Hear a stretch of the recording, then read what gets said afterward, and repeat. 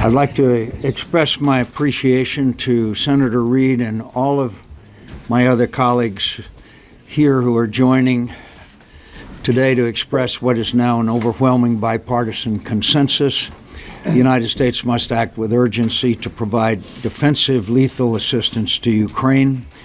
Russia's invasion of the sovereign territory of Ukraine, which has continued unabated in the face of political and economic sanctions, is the gravest threat to European security in decades. 5,358 have been killed, 12,235 have been wounded since April 2014. 224 civilians have been killed and 545 civilians have been wounded in just the past 3 weeks. Those are civilians. If allowed, this aggression continues unimpeded.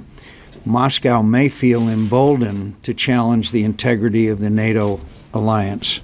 That's why the United States and our NATO allies must deter further Russian aggression by providing defensive lethal assistance to Moscow. Let me dispense with the inevitable straw man. Defensive lethal assistance will not allow the Ukrainian military to defeat the Russian military in a full-fledged war, but it will raise the risks and costs Russia must incur to continue its offensive. It will pierce the veneer of the Kremlin's cynical and false narrative that there are no Russians in Ukraine. As we saw last year, the Committee of Soldiers' Mothers have protested the increasing number of Russian troops that are not coming home from their, quote, routine deployments. Vladimir Putin can only hide the truth for so long, and the truth, more than any sanction, will vindicate the fundamental principle that every sovereign nation has the right to defend itself. That's what Ukraine seeks, not American forces to do its fighting, but that our nation open once again the arsenal of democracy that has allowed free peoples to defend themselves. And here in the United States, and here today, is broad bipartisan consensus that it's time we do just that.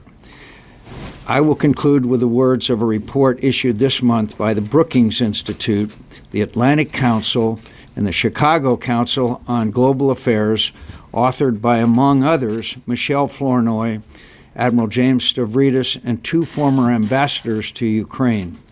And I quote, "Assisting Ukraine to deter attack and defend itself is not inconsistent with the search for a peaceful political solution.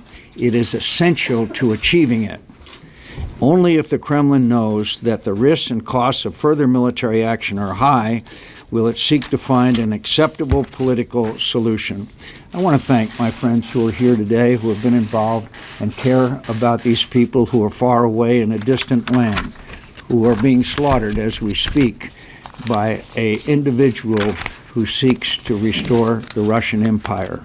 United, we believe we are speaking for the overwhelming majority of the American people. Senator Reid. Thank you, sir.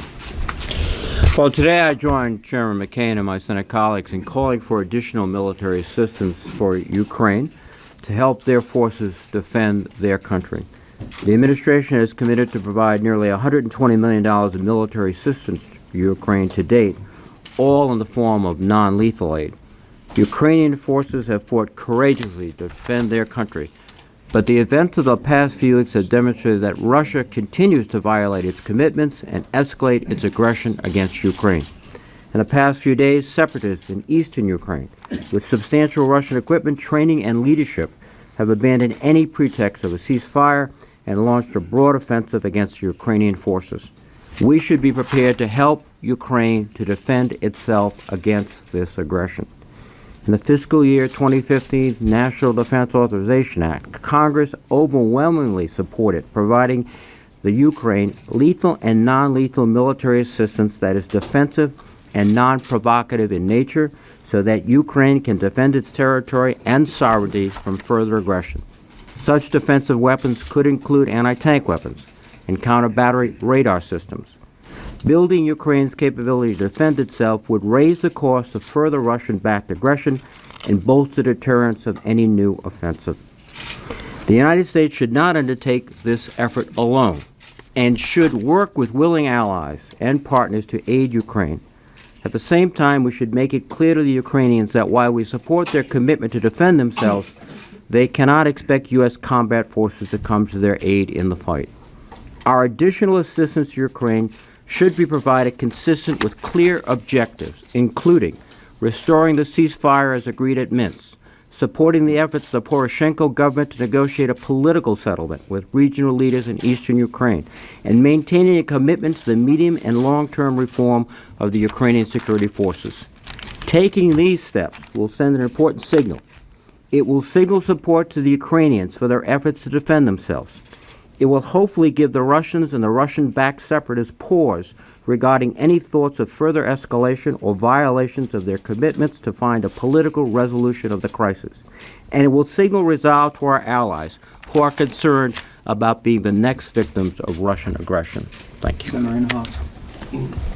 Yeah, I'll make this real brief. I was honored to be in Ukraine during their election in November, and that's people in this country don't seem to understand. What I sat there and looked at Poroshenko, I looked at Yatsenyuk, and there are two different political parties, both of them very strong pro-West. And so see the looks on their faces when they realized and they counted the votes. In order to get a seat in Parliament, you have to have 5%. This is the first time in 96 years that the communists don't have one seat in Parliament. This is no way to treat a good friend. Senator Nelson. I met with all the government in Ukraine last August and spoke out then that we should give lethal assistance. Interestingly, the Prime Minister, Foreign Minister, Defense Minister, what they requested at that point was they wanted up-to-the-minute intelligence and they wanted training. And we have provided those. But that's not enough when you're facing the Russian bear. And we simply cannot let Vladimir Putin get away with invading another sovereign country as he has already taken Crimea, part of Ukraine. This is what we should do, lethal assistance. Senator Grant. This is the Senate at its best. This is what the United States Senate should be doing more of, coming together when it makes sense to change the world for the better. I hope this will lead to other breakthroughs on other issues. To my colleagues who stand here in a bipartisan fashion, you're standing for the best traditions of our nation. What is this not? This is not a fight between two friends that we should not take sides. This is not a fight between two friends. This is a fight between a struggling democracy and an autocratic dictatorship, and we should take sides. We should always be on the side of struggling democracies, and we should always stand up to people like Putin because it makes us safer. It's the right thing to do. Why do we want to help the Ukrainian military? The Russian puppet destroyed the Ukrainian military. Russia, through Ukrainian agents, destroyed the ability of this country to defend itself. It is up to those who believe in struggling democracies to stand up and be counted and do the very basic thing that's required of a friend. Give you the tools to help yourself. Not one person is suggesting we send American soldiers into the Ukraine. We're all saying we've got a struggling democracy, a friend in the making. They need our help, and we're not going to let Putin tell us what to do. Finally, helping a friend somewhere makes friends of America everywhere feel better. Standing up to a dictator somewhere may have the benefit of influencing dictators everywhere. First of all, my thanks to Senator McCain for his leadership and to Senator Reid and to all of my colleagues. I think truly this picture is worth 1,000 words, at least 1,000 of my words. What we have here is colleagues coming together on a very bipartisan basis for our national interest. Make no mistake, sanctions are not working. Ukrainians are being slaughtered, and we have a role to play in imposing restraint. And our credibility is at stake and at risk as well. It's not only Ukrainian interests that are at risk here, but also American security interests. We need to see that Putin understands nothing but force. He is a thug. He has not responded to sanctions. Sanctions are not working. And the robust and muscular approach that we are urging now, in fact, was authorized by Congress in the last session, $350 million in military and defensive aid, which includes the kinds of weapons, anti-tank missiles, that are vital for the Ukrainians to defend themselves against Russian troops that have invaded their country. That's the simple, plain, blunt truth, and the United States has to respond in kind. Thank you. Senator Ayotte. I want to thank Senators McCain and Reid and all of my colleagues on this incredibly important issue. Last April, I had the privilege of traveling with Senator Donnelly to Ukraine, and at that time, we had both called on a bipartisan basis for providing lethal assistance for Ukraine to defend itself. And then again, being there in the May presidential elections, this is, I agree with Senator Blumenthal, about our credibility. We signed, as did Ukraine, as did Russia, the Budapest Memorandum. Ukraine gave up its nuclear weapons in return for assurances about its security. Russia violated that law. In fact, as I look at Vladimir Putin, he is the schoolyard bully, and he's picking on the smaller member of the class. And it's time to provide Ukraine the ability to defend itself. So I'm so glad that we've come together on a bipartisan basis to do this. It is past time due that we allow defensive weapons to the Ukrainian people so that they can defend themselves against this blatant Russian aggression and invasion of their country. If we can't stand together on this, what credibility will we have with any ally around the world? And I think all of us together on a bipartisan basis, and what we've heard in the Armed Services Committee, we've heard secretaries of state, former, who have both have served under Democrat and Republican administrations tell us the same thing. There seems to be a consensus, and now we need the president to take action and to provide defensive arms to the Ukrainian people. Senator Donnelly. I want to thank Chairman McCain and Ranking Member Reid. This is not only a whole committee together as a bipartisan group, but a whole Senate as a bipartisan group and a whole Congress. As Senator Ayotte mentioned, she and I were in Ukraine a year ago, and at that time we called for defensive lethal weapons for Ukraine. And the need is only more urgent now. We not only met with the Prime Minister at the time, but we walked the streets. And when we were walking down the streets, people came up to us, handed us Ukrainian flags, and said, "You're our friends, you're our hope, can you stand with us?" And that's what we're doing today. This is a nation that is our friend, that is a sovereign nation, and that has been attacked. And this is the least we can do. And so we stand together to send a message to the people of Ukraine. We will stand with you. We will help, and we will help you protect your independence. Senator Ernst. Thank you, Mr. Chairman. Thank you, Ranking Member Reid. It's great to be here with my colleagues on an issue that we all agree upon.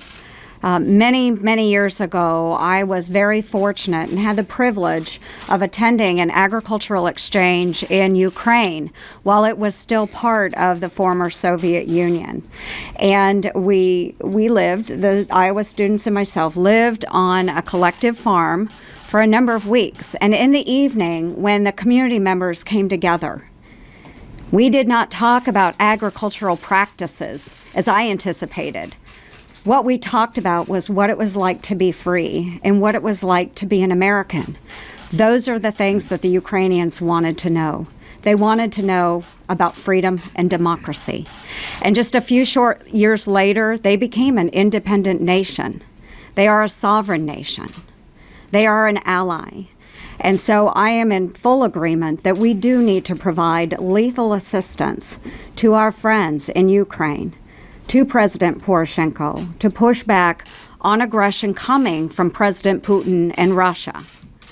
So I would encourage all of you to take this word, show that we are moving as a unified Congress and asking that we provide lethal assistance to our allies.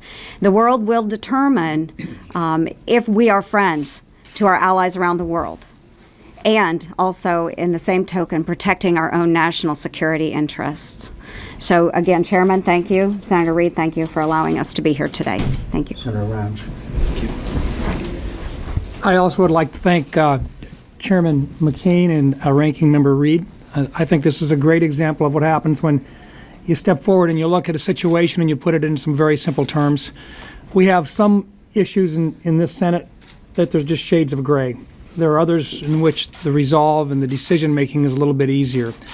This one is one of the easier decisions to make, and that decision is to support an ally.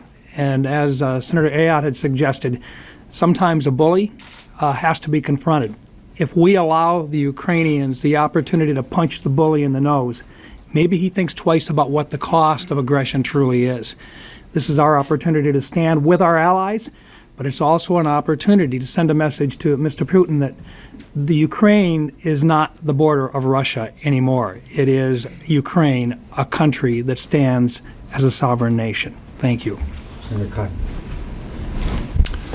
The president's refusal to provide defensive lethal weaponry to Ukraine over the last year has greatly increased the risk of a nuclear arms race in the Middle East and in East Asia. In 1994, in exchange for Ukraine surrendering its nuclear weapons, the United States and other allies guaranteed its territorial integrity. Ukraine believed us, but we haven't kept that promise. If today Ukraine had nuclear weapons on its soil, it would not have Russian troops on its soil. What kind of message are we sending to Iran as they continue their race towards nuclear weapons? What kind of message are we sending to our allies in the Middle East about the trustworthiness of American promises? It's time for America to keep its promise, to support our friends, and to hurt our enemies. Senator Sullivan. Thank you, Mr. Chairman. Senator Reid. You know, as a freshman, it's great to see such a bipartisan effort on a real critical national security issue. The only additional point I want to make is, as a country, we have a lot to offer Ukraine and our allies when they're in need. We're talking about weapons here, and that's important, but we also have the great opportunity to offer them energy. And in terms of long-term security for the Ukrainians who have been blackmailed by the Russians with regard to energy and gas, America's ability to export energy, whether it's gas or other energy, to our allies is a great opportunity to help them. And I think that's something we also need to be looking at in terms of this Congress to help our allies like Ukraine. Could I just finally say, 2 days in a row, this committee and Republicans and Democrats have come together on an issue of national security. Yesterday it was about the weapons that the King of Jordan and his country needs in order to defend themselves and to respond to the horrible event that took place as far as the Jordanian pilot is concerned. Today, we joined together in a bipartisan effort to provide relief to the suffering people of Ukraine. Questions? What's the practical result of this? Is there legislation afoot? Are you just asking the White House to finally act, or are you going to? We're asking in a bipartisan fashion, but we'll be looking up at marking up legislation that calls for it again.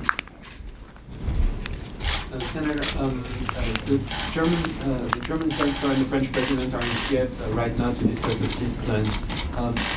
What do you think of that? And they seem to be opposed to sending arms to Ukraine. How would it look for the U.S. to send lethal assistance despite European opposition?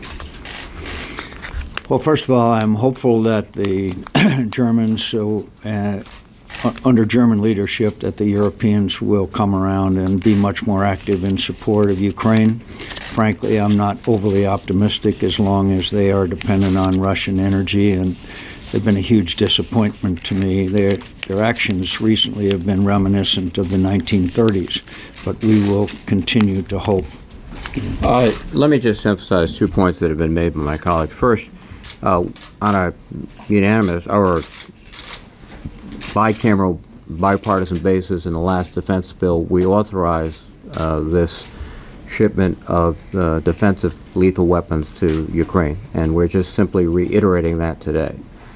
Second, I think the hope of all of us is that this step will re-energize the political process, and that there will be a respect for the ceasefire, and also help to the President of the Ukraine to deal with the political issues. And I think those 2 points have to be emphasized. Yes. If you write new legislation, are you going to revise the type of equipment that you think is most critically needed for the Ukraine? I don't think we need to get that specific. Everybody knows what they need. Right now they have no ability to counter a Russian tank. That really makes for wholesale slaughter when you cannot defend against Russian tanks which have flowed in from Russia into the separatist area. On an unrelated topic, Pelosi just said over on the House side that an AUMF is expected in the coming days, again, on the campaign against ISIS. Have you, I know you've been in talks with the White House, I think some of the rest of you have as well. Have you heard anything from the White House? I've just heard that it may be coming, but I've been hearing that for some months. I don't know if Jack... I've been hearing that it's imminent.